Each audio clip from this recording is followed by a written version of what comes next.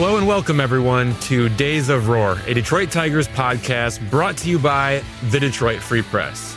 I am your host, Tigers beat writer Evan Petzold, and until further notice, I'm flying solo. We are taking things in a new direction.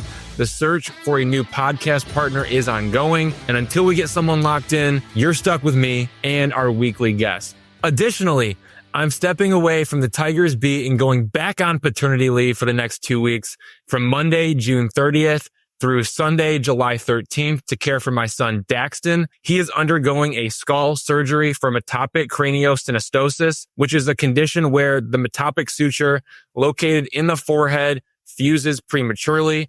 That surgery is happening Monday morning. So by the time you're listening to this, it'll be underway, or it might even be completed. Savannah and I are nervous about this, but we trust his surgical team and we trust God. I will make sure to let everyone know how the surgery goes on next week's episode, because although I'm stepping away from the Tigers beat, I am still going to podcast. It's a good way for me to stay connected to you all. So you won't see my byline in Freep.com, but don't forget to check out Freep.com for all the Tigers coverage, but also listen every Monday to new episodes of the Days of Roar podcast.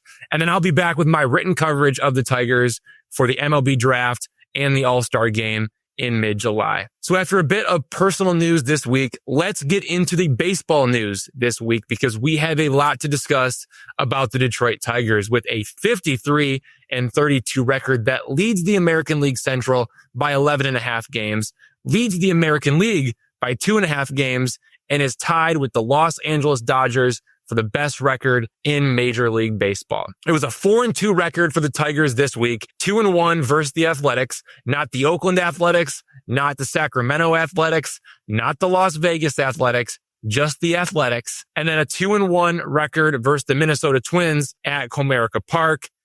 And we can't talk about this week without starting with what Tarik Skubal did Sunday night in a 3-0 win over the Twins. It was ESPN's Sunday Night Baseball game, the first time the Tigers have hosted Sunday Night Baseball since 2017, when Ian Kinsler was hitting leadoff and JD Martinez was in the cleanup spot with Nick Castellanos playing third base. It's been a long time. And on Sunday, there were 40,000 fans at Comerica Park. The series was tied at 1 game apiece, so this was the rubber match between the Tigers and the Twins, two American League Central foes, and Tarik Skubal puts on a show. 7 scoreless innings, 1 hit, 1 walk, tied a career high with 13 strikeouts. He did it all on 93 pitches. He threw 72% strikes.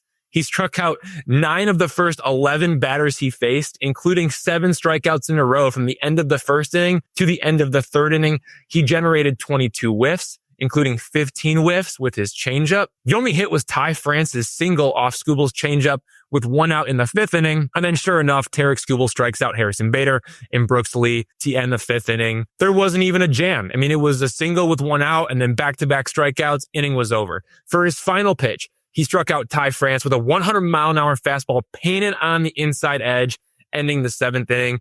Tarik Skubal became the first pitcher in Tigers history with at least 13 strikeouts in a game while allowing no more than 1 hit. And he now has a 2.15 ERA in 17 starts. This was a statement start for Tarik Skubal. Not that he needed to make a statement, but stay with me here. The National League is the better league for overall performance. 9 of the top 14 teams in baseball are from the National League. But there's a lot of elite pitching in the American League, including Skubal. You have Tarik Skubal, Garrett Crochet, Max Fried, Hunter Brown, Jacob deGrom, Chris Bubich, Framber Valdez. I mean, Hunter Brown has a 1.74 ERA. Max Fried has a 1.92 ERA. Garrett Crochet has a 2.06 ERA. Jacob deGrom has a 2.08 ERA. Those are the top 4 ERA leaders in MLB, all from the American League. And I didn't say the name Tarik Skubal. He has a 2.15 ERA. So I think Tarik Skubal's chances of repeating as the Cy Young winner, they're in jeopardy. Not because he isn't performing, but because you have a ton of elite pitchers in the American League right now. I saw a segment on MLB Network earlier this week talking about these dominant AL pitchers, and one of the hosts on the show advocated for Jacob deGrom as the best of the group. And I think Tarik Skubal, with what he did on ESPN's Sunday Night Baseball in the prime time, just reminded everyone that he is the best pitcher in the world. He is the alpha in the American League, and he is well on his way to becoming the first AL pitcher to win back-to-back Cy Young since Pedro Martinez. That's why it was a statement game, at least in my opinion. Like, give me Tarik Skubal over Garrett Crochet, Max Fried, Hunter Brown, Jacob deGrom. Even go look at the best pitchers in the National League. You got Paul Skeens, Logan Webb, Chris Sale, Zach Wheeler, Yoshinobu Yamamoto. If I need to pick one pitcher in the world to win a game 7 for me, like if I got one game and it's the biggest game and I need one pitcher to win, I'm going Tarik Skubal all day, every day. Anyway, it was a good week for the Tigers. After back-to-back weeks with 3-3 records, the Tigers put together a 4-2 record against the Athletics and the Twins. Before we get into the big two, we also need to talk about Kerry Carpenter. He had a huge home run in the first inning of Sunday's 3-0 win, and he's been heating up as of the last few games after a really bad stretch. I mean, he was down bad for more than a month, and now he's finally starting to see the ball better. He's making more contact, and most importantly, he is hitting home runs again. That is what Kerry Bonds Carpenter does best, and it's good to see him get back to doing that the last few days. One issue: he exited Sunday's game in the 5th inning after hitting an RBI triple. It extended the Tigers' lead to 3-0, but he might be out with an injury now. He's been playing through a hamstring injury for most of the season, and he clearly tweaked it while running the bases, which is why he left the game after a visit from an athletic trainer. After the game, Kerry Carpenter said he started to feel the hammy while running in the outfield, and then he felt pain in the hammy when he rounded second base on the triple. He's going to get an MRI on Monday. That's an off day for the Tigers, and while he seems optimistic that he won't miss time, this is definitely something to monitor closely. He has a long history of injuries, and specifically hamstring injuries. I think he's had a hamstring issue that's been reported like 4 or 5 times in the last 2 years. And I'm not exaggerating about that. So right hamstring, left hamstring, you name it, they've been a problem. But this year, it's the right hamstring that's been bothering him for more than a month now. Also, Kerry Carpenter has landed on the injured list in each of his first 3 MLB seasons. He's never stayed healthy for a full season. He had the left lumbar spine strain in September 2022, a right shoulder sprain in April 2023, and a lumbar spine stress fracture in May 2024. All of those injuries sent him to the injured list. No, a hamstring injury has never sent him to the injured list, but those other injuries did. So what's it going to be in 2025? Because he's been on the injured list all 3 years of his big league career, and you just wonder, what's it going to be now? Hopefully he can avoid the injured list with this latest hamstring flare-up. But at the same time, I wonder, maybe the best thing for him is a 15-day stint on the injured list with some extra time off because the All-Star break is coming up. And then he can return July 18th, coming out of the All-Star break. That might not be a bad thing for his long-term health, especially with the continued hamstring problems. We've talked about this before, but the Tigers, this is the end of June, early July. The Tigers are not playing for July and August. They are playing for deep into October. And if you want Kerry Carpenter healthy deep into October, it might be better off to rest him now in order to get the long-term health and be able to have him active in late October for a World Series run, if that's the kind of run the Tigers plan to go on, which when you look at their record, they're definitely headed in that direction. So maybe what's best for Kerry Carpenter is to shut it down for a little bit, take a break now, go into the All-Star break, you get a little bit extra time, and then you can come out of that and hit the ground running again. We'll see what ends up happening, but that's definitely something to monitor. And now let's get into the big two. Question 1 of the big two. Would you extend Gleyber Torres right now for 4 years, $100 million? My answer would be yes. Extend Gleyber Torres right now to a 4-year, $100 million contract, which is $25 million per year for age 29 in 2026, age 30 in 2027, age 31 in 2028, and age 32 in 2029. To me, that sounds like a perfect contract for both sides. But I don't know what the Tigers, or if the Tigers, are thinking about an extension. And I don't know what Gleyber Torres thinks about an extension. What I do know is that Gleyber Torres signed a 1-year, $15 million contract with the Tigers because he wanted to rebuild his market, return to free agency, and sign for at least $100 million. So that's where I got the 4 years, $100 million from. That's where I threw out that idea, because Gleyber Torres signed with the Tigers because he wanted to get back to free agency and sign for at least $100 million. However, Gleyber Torres is now about to be an all-star for the 3rd time in his career, and the first time since doing it in back-to-back seasons in 2018 and 2019 to start his MLB career. And not only is he going to be an all-star, but he's going to start at second base for the American League in the all-star game. He's 28 years old. He doesn't turn 29 until mid-December. He's hitting .284 with an .823 OPS. He has more walks than strikeouts, 42 walks to 40 strikeouts.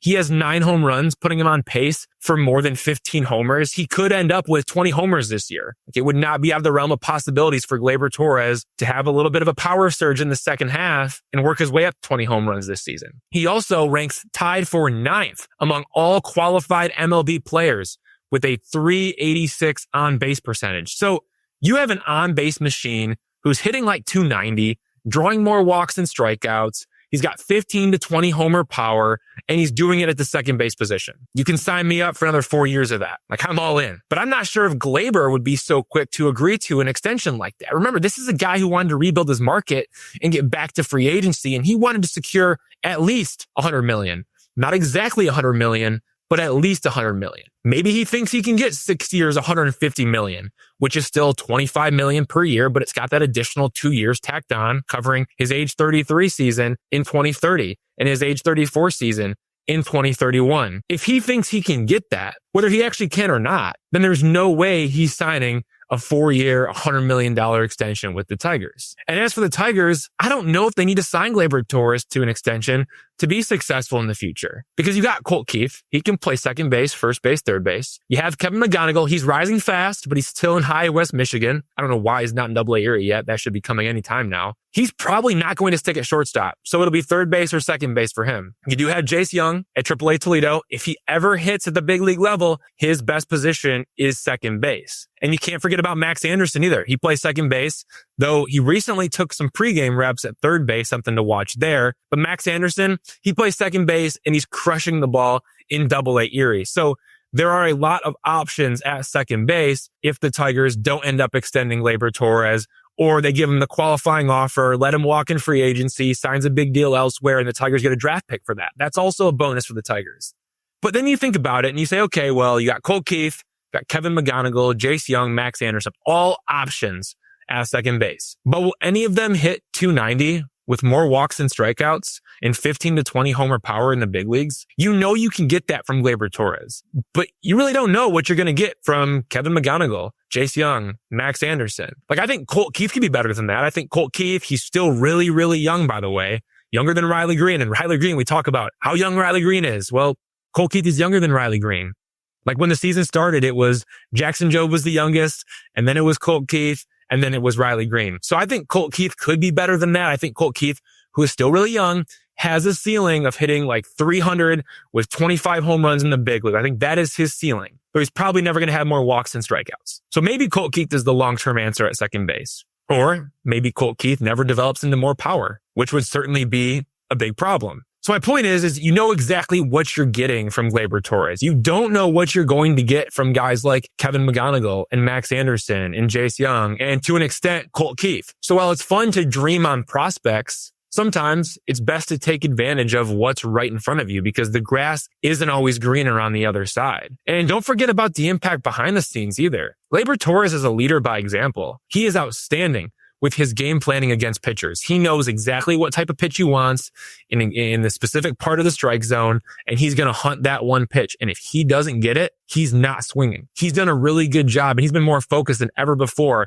at coming up with a plan pregame and taking that into every single at-bat and just trusting it. Guys noticed that. And he wasn't known for his leadership in New York during his first 7 seasons with the Yankees, but now he's in a young clubhouse. Guys are looking up to him. He's even one of the reasons for Javier Baez's resurgence, telling him about every pitcher and what to expect when he goes up to the plate. That was the conversation in the dugout. Like, Gleyber Torres would go to the plate, he would hit, he'd go back to the dugout and he'd say, hey, Javi, here's what to expect from this guy. Here's what you need to know. I mean, Gleyber Torres is partially responsible for Javier Baez being on track to start in the outfield in the All-Star game. That alone should get him paid, whether it's an extension by the Tigers or in free agency by one of the other 29 teams. That's all why I think the Tigers should extend Gleyber Torres. If it's 4 years, $100 million, if it's in that range, go for it. Again, the grass isn't always greener on the other side, but anything longer than 4 years and more than $100 million, I would probably look to use my resources elsewhere. And by that, I mean signing Alex Bregman if he opts out of his contract with the Boston Red Sox. But Gleyber Torres has been a revelation for the Tigers. And if there's a chance to lock him up and keep him, especially if it's for the next 4 seasons, the Tigers should be all over that. But I just don't know if Gleyber Torres is thinking that right now. He might be thinking a whole lot bigger than that,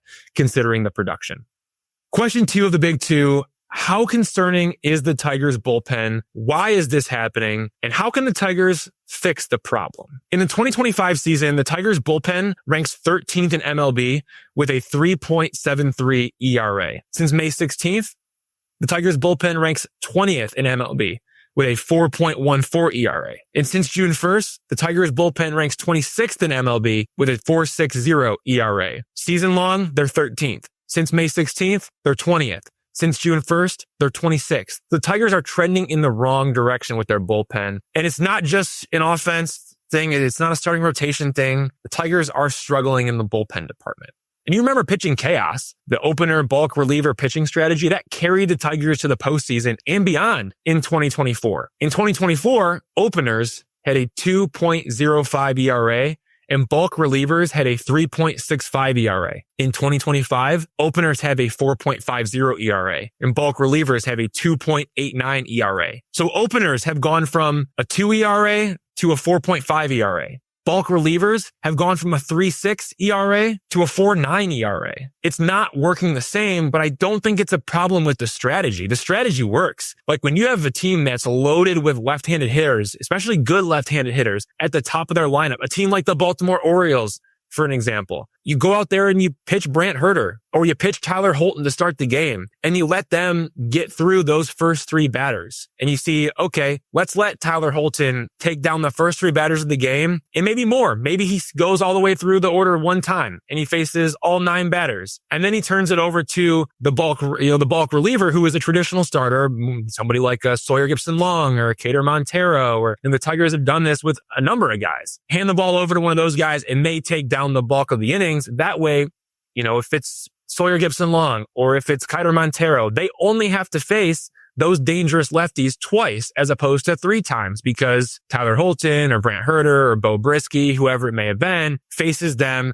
the first time through. So instead of facing 3 times through, you only have to face 2 times through if you're Cater Montero or if you're Sawyer Gipson-Long or somebody like that pitching in that bulk relief. So the strategy makes sense. It's not a problem with the strategy. Seemingly, it is a problem with the players not executing in 2025 like they did in 2024. Openers and bulk relievers. So essentially, they're just not as sharp. Here's what I think is going on across the board, not just with pitching chaos, but with the bullpen as a whole. I think the Tigers relievers are tired. I think they've been asked to pitch multiple innings. I think they've been asked to pitch in a variety of roles. And they've been asked to pitch back-to-back days or 2 out of every 3 days. And I think the bullpen arms are gassed, which is a problem because it's June 30th. And there are still 77 games remaining in the regular season. And that's not what's counting another 15 games or so in the playoffs. Like that's what you could play if you end up going all the way to the World Series. Like if you go all the way and you got to get through a wild card round and an ALDS and an ALCS and then a World Series, you're looking at maybe another 15 games or so in the playoffs. And I don't think it's anyone's fault. Like the starting pitchers on this team aren't allowed to throw more than 100 pitches. So the bullpen naturally is going to be taxed. Like look at what happened in Sunday's game. Tarik Skubal pulled 93 pitches. He was dominant all game long. Now there's an off day Monday, but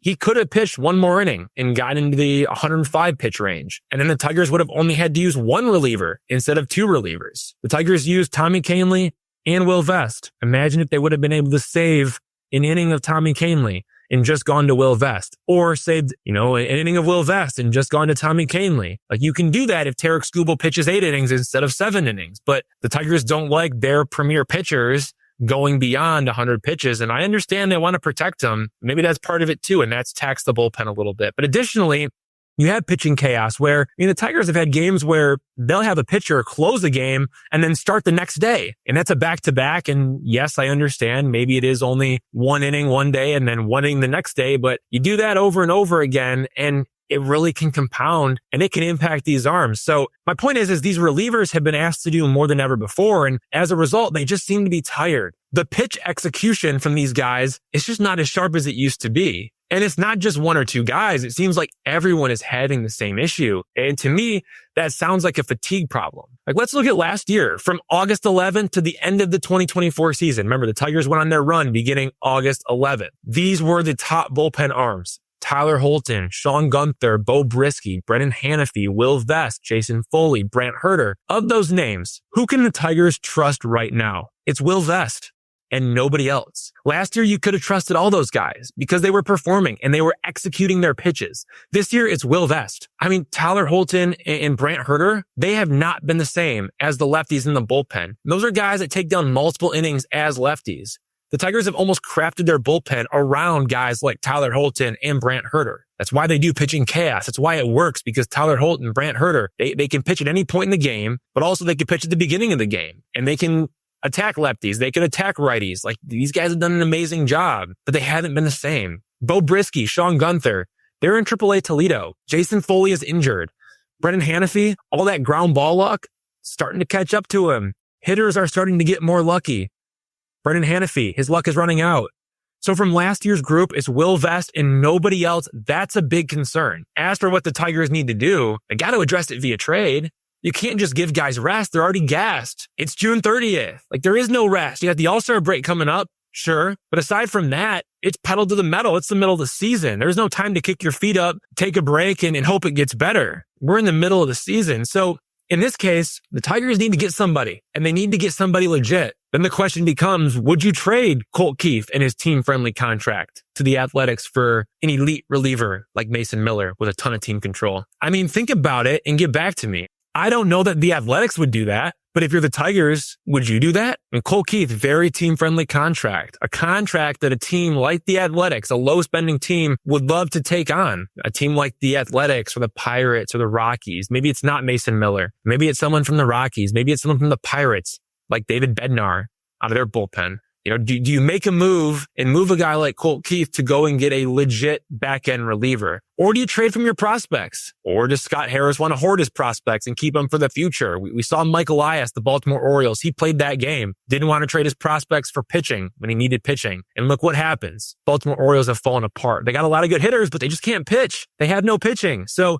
if you're the Tigers and you have an opportunity to win now, you got to go for it. And if that means trading somebody like a Colt Keith, as much as I think Colt Keith has a ton of upside and a team-friendly contract that not only would it benefit teams like the Athletics or the Rockies or the Pirates, it would also benefit the Tigers because it's a really cheap contract and he's locked in for a long time. So, but again, is it prospects? Is it Colt Keith? Is it somebody else in the organization that you can trade to go and get a legit reliever? I think you have to do it. And Mason Miller is a great name. Somebody that throws hard out of the pen, gets a ton of swing and miss, and he's reliable. Because the Tigers, they need high velocity and whiffs from a reliever via the trade market. And they probably need two relievers. The back-end tandem of Will Vest and Tommy Kahnle, it's only going to get them so far. If you want to win the World Series, you got to have a dominant bullpen. Right now, the Tigers have a tired bullpen, and it's concerning to me. All right, we're going to take a break, but when we come back, we will be joined by Chris Castellani. You know him from social media. Chris Castellani coming up next.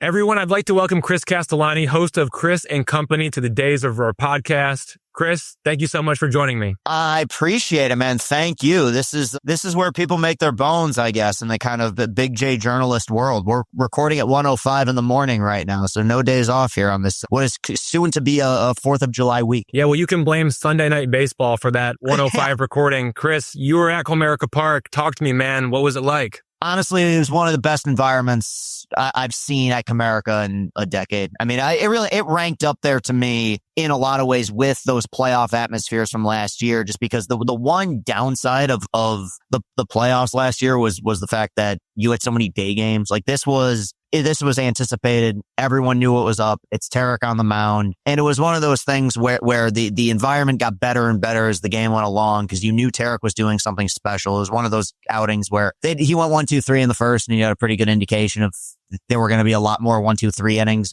after that. Just a clean game. I mean, a game where you got big production from your stars, but it was, we're at that point in the season where we're getting comfortable with the fact that we're good. And it's like, it's great to have a productive summer. It's great to have a competitive summer, and fans were out in full force. It was really a special night. What's it been like for you watching this season unfold? Like, yes, you're a content creator, but also you're a fan of this team. You're a diehard fan of this team. And you've seen this squad go from what was the worst of the worst in 2019 to now the best of the best in 2025. What has this journey been like specifically as it pertains to this season and seeing just the way that the city and the fans have really rallied around this team? Dude, it's so much fun. It's unbelievable, man. Honestly, like I was fortunate enough to tell AJ this about last season before, this year started. And I feel that way this year. It's some of the most fun I've had watching sports ever, just because I find this team in particular, and it goes back to last year as well. Like, I just think this is a really likable team, and I think it's a fun team, and I think that they play their asses off. And to see the way that it's kind of snowballed and grown to a point where it's like you see more and more people at the park. But even beyond that, like the national story that the Tigers have kind of become over the last calendar year, dude, it's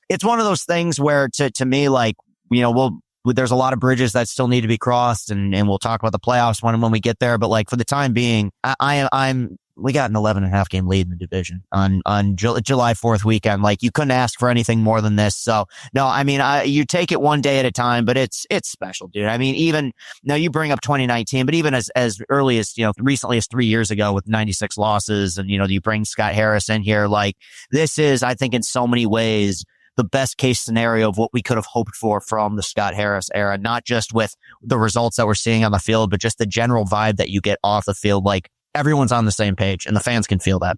Tarik Skubal, what's it like watching him pitch as a fan? And obviously, seeing him behind the scenes, like, he is the same guy no matter what. And you mentioned this being a likable team. Like, I remember, people talking about Justin Verlander when he was around, and it was like, JV in the clubhouse on a start day. Like, no one talked to him, no one look at him, know. But Tarik Skubal, he's like doing crossword puzzles and like drinking coffee and like chatting with Jake Rogers and just kind of like having a good time. And like, that's his personality, and he's awesome behind the scenes. Then you see him on the mound, and he is just like this fierce competitor. You watched a ton of JV. You've watched a ton of Tarik now. What do you think about those two pitchers? Where do they stack up?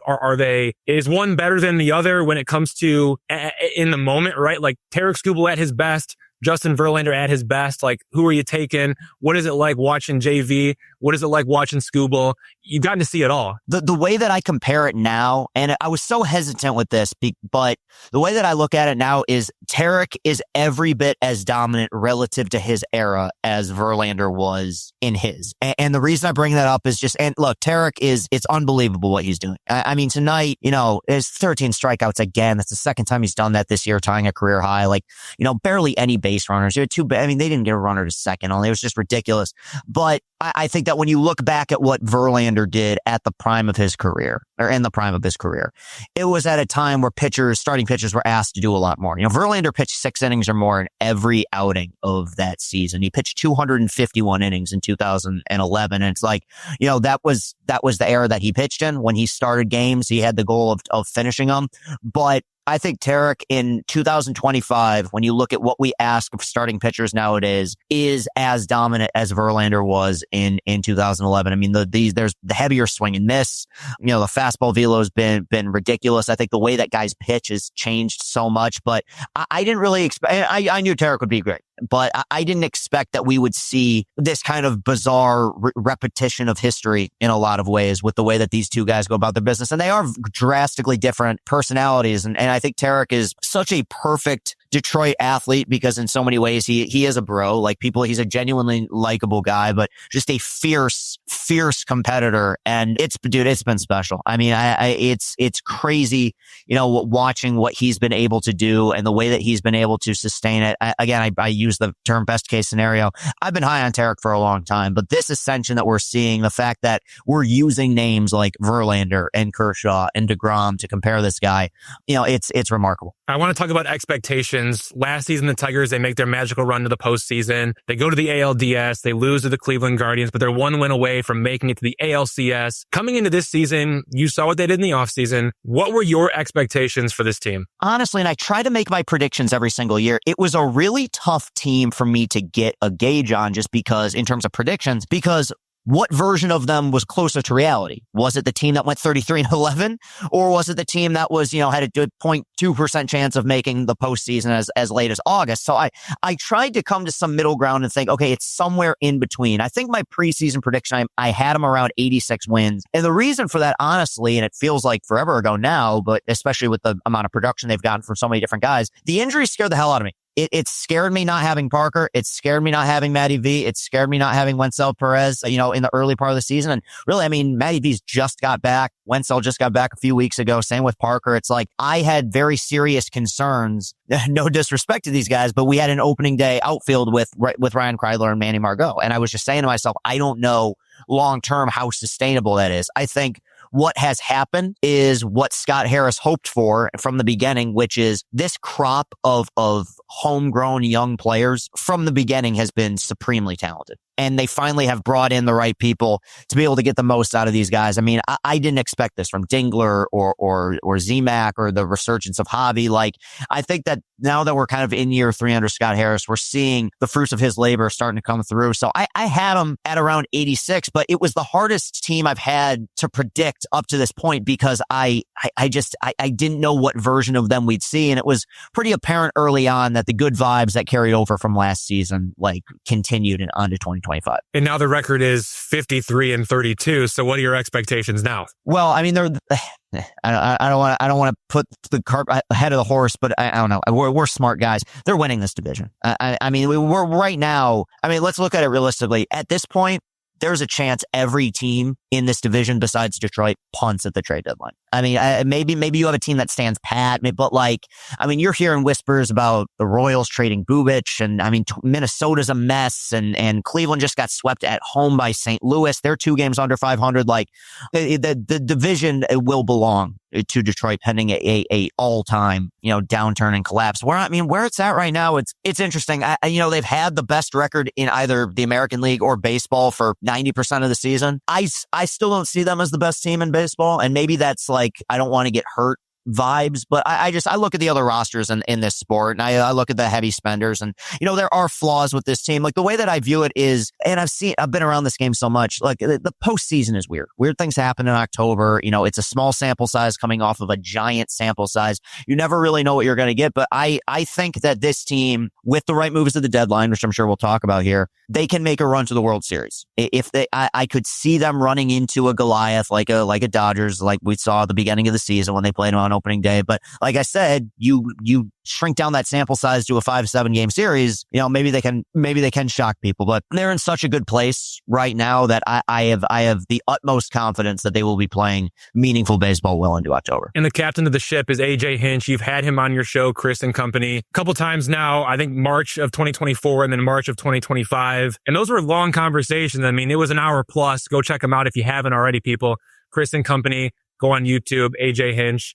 Really good conversations you guys have had. How lucky are Tigers fans to have AJ Hinch? I can sit here and talk about it all day long, but you sit in the stands and you watch the games and you see the moves that are made.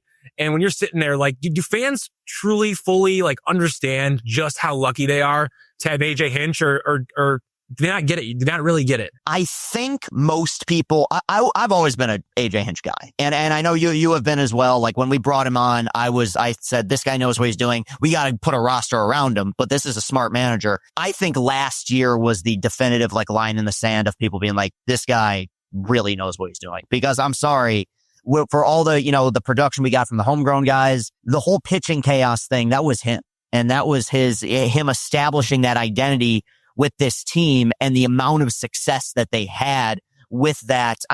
They do not make the playoffs with another manager, just because they would have thrown out another guy who was, going to try to give him 4 or 5 innings. And the way that they kind of, super glued that staff together, and the way that they were all bought in and all pitching good baseball by the end of the year, I think people are aware of it now. It's just, to me, I see this team so much as a reflection of their manager, because look, sometimes you make a move that's right on paper and it doesn't work. Sometimes you take a risk and it ends up working out. Weird things happen in this game. Nothing is foolproof. improve. I just think that, their ability to turn the page on a day-to-day basis, and I've pointed this out in my post-game videos many times, not every team does that. Some teams will lose a tough game and they'll bounce back the next day and they'll lose 5-0 and they'll just be a little bit shell-shocked. Every time it seemed like this team has had something of a punch thrown their way or another injury, it's bounced back with a great Tarik start, or they'll win a series at home, or they'll win a series on the road. It's just, I think that buy-in is a reflection of what AJ's been able to do and the way that these guys kind of rally around him. I think that at this point, people have become aware, but he is so much more as a manager than just the guy who hands out the lineup cards and makes the pitching changes. He has a very big hand in this organization. And I'll be honest, in the hands of a lesser manager, that could probably be disastrous. I mean, if you give a manager that much power in an organization, but in this particular case, him and Scott are so clearly on the same page right now that you just have the utmost faith. Well, the team as a whole is a reflection of AJ Hinch. How about Gleyber Torres being a reflection of Scott Harris? And I say that because when Scott Harris got hired, he had these 3 pillars, and it was acquire, develop, retain young players, establish a culture of development, and then dominate the strike zone on both sides of the ball. On offense, nobody dominates the strike zone better than Gleyber Torres. More walks than strikeouts. He comes up with these game plans before the game. He takes them into every single at-bat. He sticks to them. He's relentless, and he's a really tough out. Tigers signed him for 1 year, $15 million. Has he surprised you? I liked the signing. Okay. I did. I said, this is a stable signing, because the one thing, and we saw it even last year during the 33-11 against left-handed pitching, like, you just had to wait until they put a right-hander in the game and you could hope that we could get to him. I mean, even the game that we clinched against the White Sox, like, Crochet shut him down for 4 and then they turned it over to the pen. Like, that we knew we needed someone to be stable or stabilize this lineup against left-handed pitching. What he's been, which to me is one of the most consistent hitters in the American League this year, I didn't expect that. I expected him, generally speaking, to be offensively what he'd been the last few years in New York. I know he had the crazy, juiced balls, 38 home run season in 19, but generally speaking, this guy's a solid hitting, not a ton of power, not a ton of home runs, but he's going to put together a good at bat, pretty good postseason success, especially a year ago. But I just think that, it's a combination of that. I think that Harris really believed in him. He feels like he has something to prove to people. He took that 1 year deal. He's going to get paid a lot of money this offseason. I just think he's very comfortable here. And I also think it's just a perfect fit in that lineup where you have, the thumpers in the middle of that thing with Green and Riley, or with Green and Carey and Torque. And then, he's batted second pretty much every game. He's just thrived in that role. He's been one of my absolute favorite players to watch, not just in a Tiger uniform this year, but I think his at-bats are so professional. And I think it's helped everybody else in this lineup. The way that he grinds out ABs, works up pitch counts, like you said, more walks and strikeouts. I mean, there's great hitters that we don't see that from in 2025. That's a really rare thing. So no, he will be very deserving of the starting All-Star game selection that will be called his way here pretty soon. It's been one of the truly, especially relative to what he's been paid, one of the best signings of the offseason. And it's incredible how that signing worked out too, because the Tigers signed Gleyber Torres and then they call Colt Keith and they say, hey, Colt Keith, you're going to be our new first baseman. And then they call Spencer Torkelson and they say, hey, by the way, you're not going to be our first baseman anymore, but like, there's still an opportunity for you. If you rake in spring training, you could get DH at bats, you can get backup first base at bats. And then Torkelson just runs with it in spring training and says, nope, I'm the first baseman. Spencer Torkelson, what he has done this year has been incredible. He's hitting .230 with an .806 OPS. He has 17 home runs. Yes, streaky here and there. Sometimes it seems like when he hits the ball, it's either a home run or it's an out. But Spencer Torkelson, are you back on him as the first baseman of the future? Does he still have more to prove?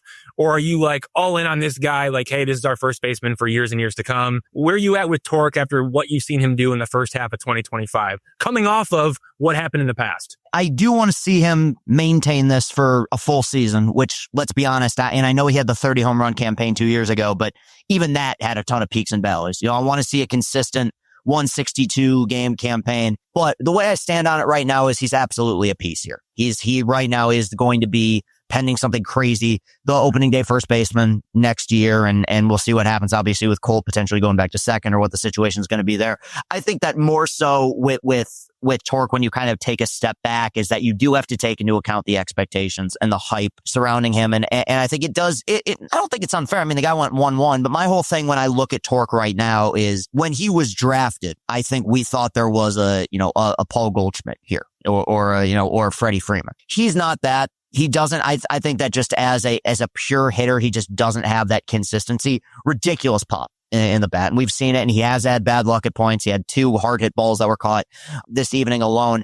But I think he's closer to a CJ Cron. And CJ Cron had a long career and a good career. Never a superstar, never I think maybe made 1 All-Star team in Colorado. And so those numbers were probably inflated, but just as a whole, a guy that, bounced around from team to team for a while, played, was good power hitter. I don't think that he will ever be the player that we hoped for him to be when they got him in the COVID year draft. But I think, and this is to the organization's credit, unlike several years back when it was just Torque and Green, there's a million other pieces here that you can build around. It's not just these two. So if Torque is not, the gangbusters guy you expected him to be, Wenzel's taken a step. And I think Colt's been really good the last 2 months. And obviously you have Carey and Riley, who's having the best year of his career. So he will fit in here. I don't think he will ever fit in the way that we hoped he would, but he's definitely earned the playing time. And like you said, I mean, from day one in spring training, he was raking. And the coming off of the year that he had, that was a huge step in the right direction.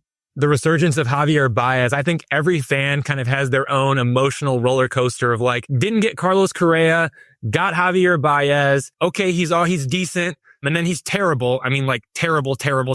Worst hitter in baseball, terrible. And then suddenly like he's a All-Star and he's probably going to start the All-Star game. So Chris, I want you to walk me through like your emotional roller coaster of the Javi Baez experience from day one until where we're at right now. What has this been like for you? Not start the All-Star game, Evan. Start the All-Star game in center field. It's crazy. Like, I know. Yeah, the way that I viewed it. Look, the guy's driven me nuts. I'm not going to make any like qualms about that. I didn't hate the signing when it happened, but I was more so like, it wasn't the toy that I wanted for Christmas. Like I wanted Correa. I felt like simplest solution would have still been best considering where the organization was at the time. People asked me all off season and have asked me the last few off seasons, like, what can we expect from Javi? And my answer has been, I think that he just reached a point in his career where I felt like the ability just wasn't there anymore. I felt like because you had the hip injury, you had multiple injuries, I felt like he kind of just aged out. Where like when I watched him in 23, I felt to myself,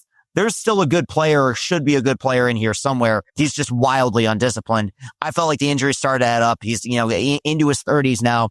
I felt like, okay, this is going to be one of those things. They're going to give him opportunities. They will, and I figure this would be the case at least on the infield coming into the year. They'll move him around the diamond a little bit, and he can play some third, and he'll play some second. I didn't expect the run production and the ability to drive in runs and get big hits the way that he has, and staying healthy, and then like immediately pushing himself to center and playing bizarrely elite center field for like 2 weeks, then going back to short. Like the fact is with Javi, it's always going to be a roller coaster just because a player of Javi's type, who is a guy who admittedly does not have the best feel for the strike zone, there is always going to be indicators of regression. That's just even when he was signed here, people were talking about that despite the year that he had previously when he was with the Cubs and that little stint with the Mets. At the same time, I think there has been significantly more juice squeezed out of this rag than any of us expected when it comes to Javi Baez at this point. I think ultimately the biggest turnaround that I've had on him, and maybe it's unfair, but this is just my assessment as a fan, there were moments on the field over the last several seasons where it felt like either he was checked out or had just lost complete belief in himself or like confidence in his game. When you saw him moving to center field, playing the kind of baseball he was playing, seeming totally engaged, that fire still existed. And I think there was some concern, understandably, for a minute, that maybe it didn't. And then, big hit after big hit. You had the walk-off against Boston, which is, one of the clutchest Tiger hits in a long time. It's been shocking. And I think an indicator of kind of where the organization is at, where it just kind of feels like they're getting the best out of almost everybody right now. Yeah, the Tigers are getting the best out of a lot of guys. And because of that, they're in a position of, hey, for the first time in a long time, let's be buyers to the trade deadline. July 31st, it's coming up. And I think the argument could be made for a starting pitcher, a relief pitcher, a third baseman, maybe a corner outfield bat, maybe a little bit of everything. I mean, what do you want to see President of Baseball Operations Scott Harris do? Because the trade deadline is coming soon. You got a lot of really good prospects. Do you part ways with them? Do you keep them? Do you address the needs? And are you want to be all in? Are you talking about sustainable success? Like, what do you want Scott Harris to do at the trade deadline? And what do you think he needs to do to get this team where it needs to be, not only now, but also in the long term? And then you got to balance that. Do you want to win now? Do you want to have sustainable success? Like there are multiple ways to look at this. I think they're going to balance it. I think they're not going to stand pat. They're going to make moves. He knows that, teams that play at 100 win pace, those don't just grow on trees. Like a lot of things need to go right. They're going to be aggressive in some capacity. In terms of what I think they'll do, and it's why I'm glad we do still have another month, I would be surprised. I'm not saying it's impossible. I would be surprised if we see a ton of additions offensively. The only position in which I could see them doing that would be third base. But the fact is, somebody who's having a pretty productive year would probably have to see more time on the bench. And, I don't know how much they'd be willing to kind of shake things up. The one area I'm confident they make moves and add is the bullpen. Back end with Tommy and Vest. Those guys have been great, but it's been a running thing with this bullpen the last several years, which is there needs to be more swing and miss. And I think that coming into the year, I believe the expectation was they had that in Brisky, and we felt like that could be the case given the way he pitched down the stretch of year. I mean, he was throwing 100 in the playoffs last year. He kind of bottomed out, obviously Foley with the shoulder injury. And you have some guys that I do ultimately think are going to be fine. Like I think Holton's pitched better the last few outings, but the deeper you get into a season, especially into the postseason, like we saw it against Cleveland last year, they will BABIP you to death. These teams have good lineups that will put the ball in play. You need high octane guys. You need swing and miss guys, and good relievers are available everywhere. Every bad team has a good reliever that they're looking to trade away. I mean, we went through it for 8 years, like of the amount of guys that we got rid of and traded away who were just kind of good, serviceable 1-inning guys. The area that I'm most intrigued about is the starting rotation, because I think right now my hope, and God, he's been out for a long time now, is Reese comes back and is pitching like Reese. If that's the case, then your top three there is Tarik, who's the best pitcher in the world, Reese, and Mize.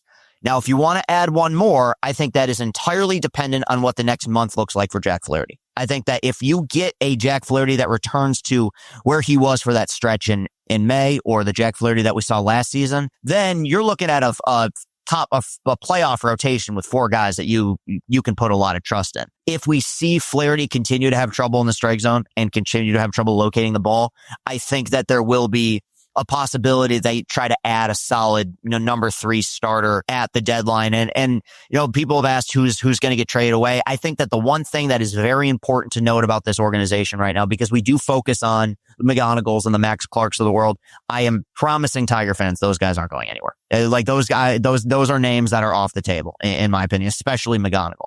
But this is the deepest Tigers farm system of my lifetime. And that means there's a lot of guys that we probably don't even talk about that are going to end up being serviceable major league players. Scott Harris will dig, into that well, so to speak, and pull out a few guys that he can help make this team, ship off to make this team better. I think there's some guys that have seen major league time that are going to be vulnerable. I think obviously Jace Young is very vulnerable considering he was not a Scott Harris pick. He's had some struggles down the minors, didn't look great at the big league level. So that if we're talking guys that have had roster experience, we could see them potentially being shipped off. But I think the bullpen is the number one asset that they need to add, because, and you wrote a whole piece about it, the bullpen or pitching chaos that made them so successful last year has not worked the same this year. And it's in large part because the middle relief guys, or sometimes the bulk guys like Herter lately, have not been giving you the type of production that they gave you a year ago at this time. So they'll need to upgrade. I want to pivot away from the roster and I want to pivot towards you. You've been doing these post-game videos for forever. I mean, you tell me when you started. What's it like doing post-game videos about the best team in baseball? Because I remember when the Tigers were the worst team in baseball, and people would always say, oh, he's so negative. He's so negative. He always wants to just, speak negativity. Well, now the team is doing great. What's it like being positive, Chris? It's crazy, man. Here's what I'll say, and I think a lot of Tiger fans feel this way. I feel very vindicated about that negativity that we had for so long, because my whole argument at the time was, look, guys, I know this team isn't trying to be very good. I understand where they're at. It's the rebuild. With that said, even with those caveats, this isn't acceptable. They're not developing players. The farm system is fine, but it's not deep enough. And it's also totally built around pitching, which is always fragile. Right? I mean, we didn't, and I know he was in the organization, but like the Wenzel Perez's of the world didn't exist like several years back. And these guys that we've just found, the scrap heap pieces, the Jahmai Joneses, and I know he was sent down, but Andy Ibanez, Zach McKinstry, these guys that, come into your organization and make, legit and have legitimate production. And then down in the farm system, like with McGonigal and these guys. I mean, this is a loaded crew. This is what we wanted from the Avila era. And it became one of those things where we were so bad for so long that it was like for people who are not aware of the lore, I guess. What got like my big break at Barstool was that Spencer Turnbull threw a no-hitter in 2021 against the Mariners. And it's like, what people forget is outside of like 1 week of Akil Baddoo, that was the first like moment of anything legitimately positive on the field that we'd seen in probably 3 or 4 years. I mean, this was heart of the rebuild. It was post-COVID. That was like something. And shortly after that, it was for years, people asked me like, what are you going to do when this team is good? And I'm like, I don't know. It hasn't happened. The first 7 years I did this, it didn't happen. And finally, the number one thing has been seeing the way that the fan base has rallied around it. It's my favorite thing to do, man. Like of all the stuff, and I'm lucky. I love to do the interviews and stuff like that. But like the Tiger videos will always hit differently. And I view it as like this really kind of special arc that we've seen the organization grow up. We've seen the fan base grow up. And I like to think that the fans have seen me grow up at least a little bit over the last few years. And I'm exceptionally proud of where this organization is at and where they've turned things around and the vibes that they give off all the way from, at the top with Scott Harris down to just like the broadcast crew. I think that this has become in a lot of ways the organization we wanted this operation to be for a long time. And I don't know where this ends, but the fun part to me, and knock on wood, we'll see how long, if I'm right or not, but I think that this is the start. Like I don't think this team's going to be going anywhere. I think that this is a organization that is built for sustainable success and for all the hard times that we went through and it was rough. My hope is that we can have an equal amount of time in which they are contending for the division, contending for the pennant. And if that's the case, it'll be another fun age. How have your post-game videos evolved over the years? Like you said, you've been doing them for a long time and fans have grown up with you too, right? Yeah. Well, I mean, I got sober. That helped. I mean, that was definitely part of it. I mean, no, honestly, like how this started was just me making funny things in my college dorm room for my guys to laugh at, like my roommates to laugh at. And then it took on this kind of other form where it's like, okay, it got recognized by this person. Okay, all of a sudden I'm going to games and some people kind of have seen the videos. And it's like, I honestly think what happened at a certain point with the stuff that I was creating is I started to become aware of like the reach they had and the fact that I'd heard whispers and rumors, but really right around the time I got hired at Barstool of people being like, that like guys on the team are like aware of this stuff and like, that they kind of follow it. And at that point, it's like, I don't know, I embraced the fandom side more than I ever have because like through all the negativity, like the one thing I will like just want to make sure shines through. It's like, I love this team so much and I want them to succeed so much, like as hard as I am on them, like, or can be. Like this is to see the way that it's grown is, it's like I said, man, it's like the time of my life with this. And I think the evolution is just like you become more comfortable with who you are and like the things you say. Like, I think that when you're young, and I was in my early 20s, I mean, I was 21, 22 when these things like really started, was the fact that like, in the early part, you feel the need to make as much noise as possible to make sure that people are listening. Well, I got people to listen. And then it's like, now you can say the things that you want to say and the things you want to believe and believe the things you want to believe. And you can you can get angry when it's time to get angry. But like in general, I think that the rhetoric I use and just like the overall just atmosphere of the videos themselves, I really do think it gets better every single year. And I'm really proud of that. And the team being good has been a huge part of that. But, you talk about evolution. I never, ever in 2017 would have expected that in 2025, I'd be having a 90-minute sit down with the Tigers manager. Part of that was I couldn't stand Brad Ausmus. But secondly, it was like 8 years later, it was the fact that you have people in the organization that respect what we do enough to be able to be like, yeah, I'll give you time. That's not something that could have happened 5-6 years ago. And that's something I'm immensely proud of, is just like the growth of it all. I think I speak for everyone I say this. The Tigers are lucky to have you. So, Chris, Well, no, they are. They thank are. you. So, Chris, thank you for coming on the Days of Roar podcast. Let's do this again at some point this season. It's been a blast. Hey, keep killing it, buddy. I appreciate you. Everyone, that was Chris Castellani, host of Chris and Company. We have more to discuss this week, including a former Central Michigan pitcher. But first, let's take a break.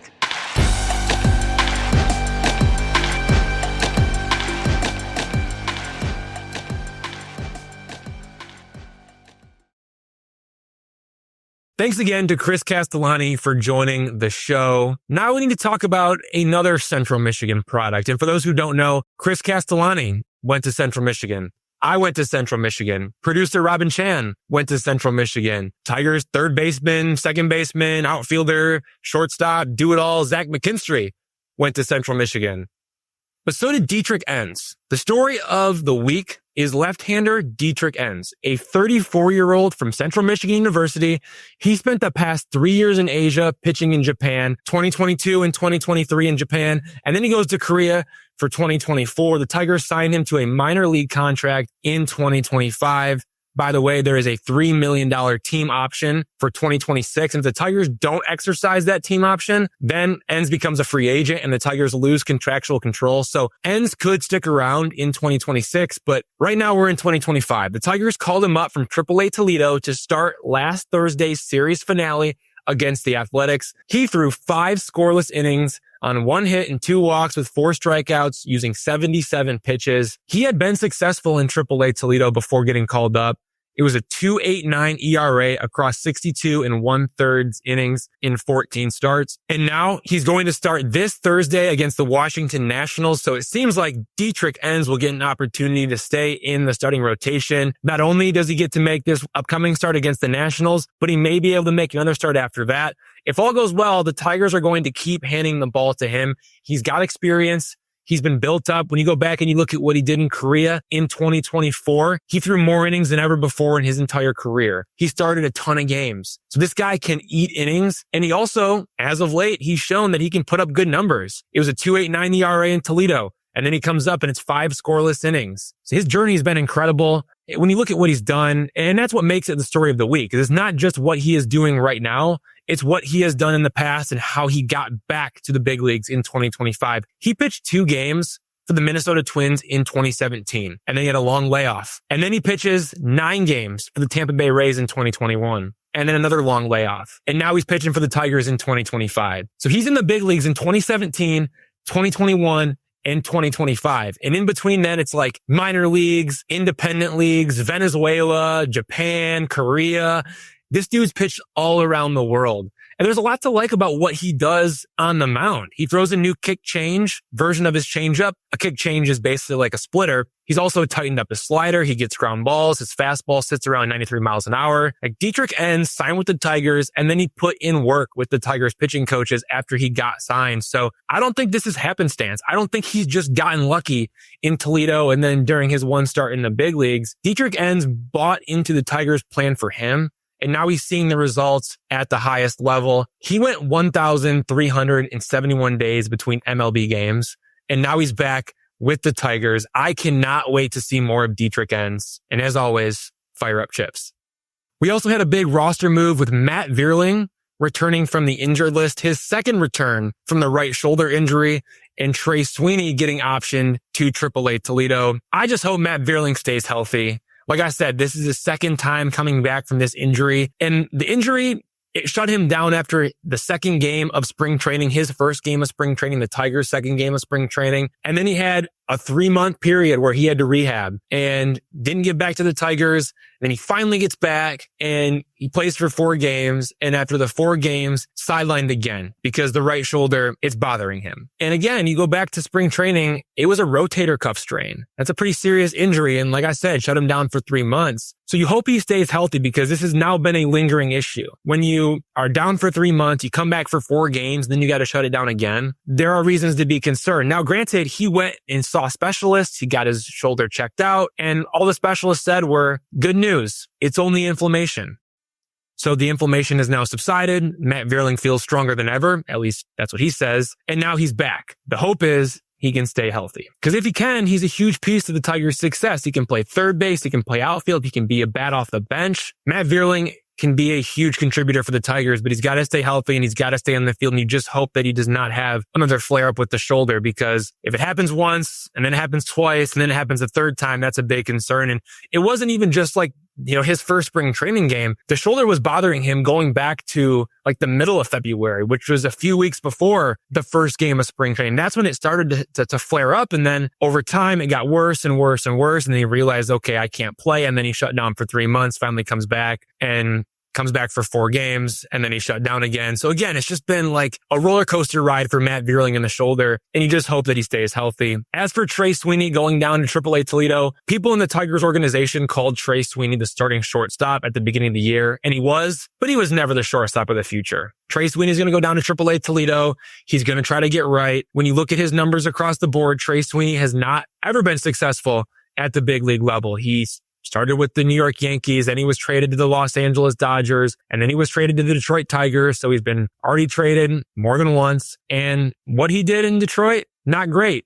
220 batting average, 611 OPS, not a ton of power, a lot of strikeouts. Like, there are reasons to be concerned about Trey Sweeney if you're banking on him to be the shortstop of the future. He was a good stopgap for the Tigers. Again, he came up from AAA Toledo last year. He made his MLB debut. He made some really big plays for the Tigers down the stretch that helped them get to the postseason. But from a long-term standpoint, Trey Sweeney does not appear to be the shortstop of the future. It's Javier Baez, and then it's Bryce Rayner. And there's nothing in between. That still worries me a little bit. You got Javier Baez at the big league level. You got Bryce Rayner at the low A Lakeland level. And that's a huge gap in levels. Nothing in between at the shortstop position when it comes to who could be a shortstop of the future. Somebody that could be an all-star at the shortstop position. It's Javi Baez, it's Bryce Rayner, and there's nothing in the middle.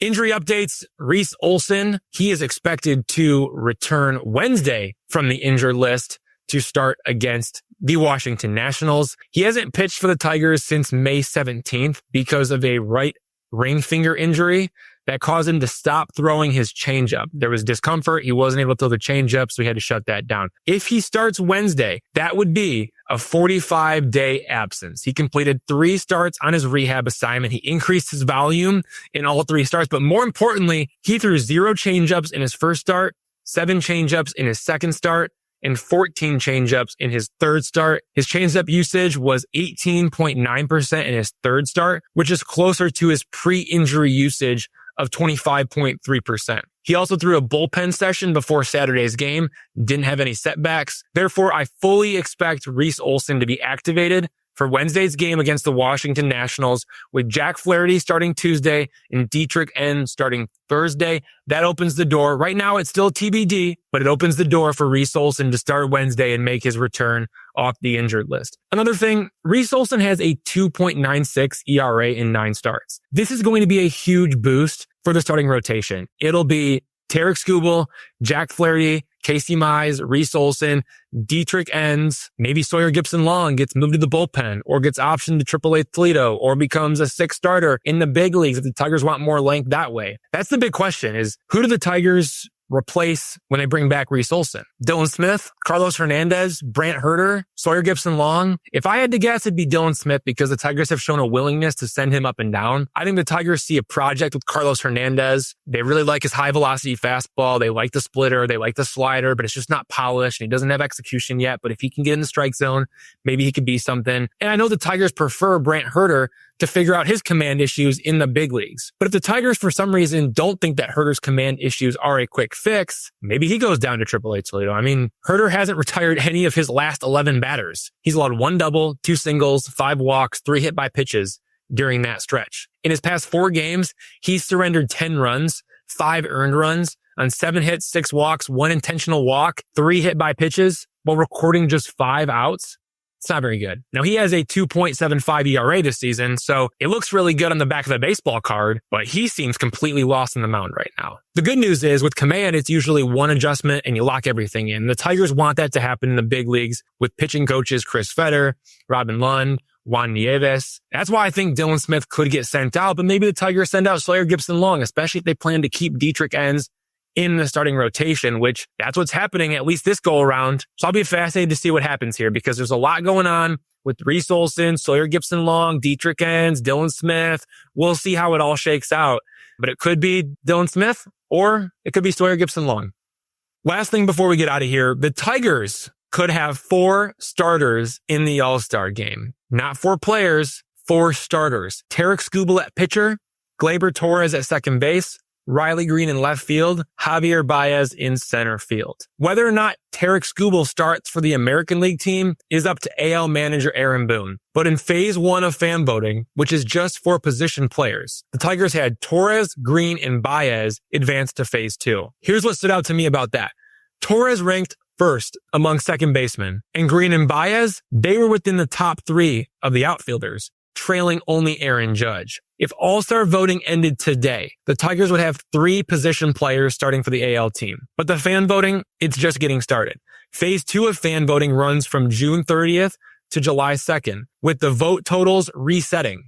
Now, Aaron Judge got the automatic start by being the top vote getter in the AL in phase 1. So Aaron Judge already guaranteed to start in the outfield for the American League team. But that means in phase 2, it's Riley Green, Javier Baez, Mike Trout, and Steven Kwan competing for 2 starting spots in the outfield. And then it's Gleyber Torres versus Jackson Holliday for the starting spot at second base. It's up to the fans. Go to MLB.com to vote in phase 2 and determine the AL starters. Fan voting ends July 2nd. The full All-Star Game rosters will be announced July 6th with player vote and the commissioner's office determining the pitchers and the reserve selections, while the fans vote for all of the starting position players. All right, it's time to get out of here. Thanks for listening to the latest episode of Days of Roar. Please like, rate, share, and subscribe. Seriously, drop us a rating and comment what you think about the show. Stick with freep.com/sports for the latest Tigers coverage. Our staff will have you covered while I'm on paternity leave. I'd like to thank the editor of the Free Press, Nicole Avery Nichols, sports editor Bill Bradley, and our magical producer, Robin Chan. For the Detroit Free Press, I'm Evan Petzold. We'll catch you next week. Until then, go in peace.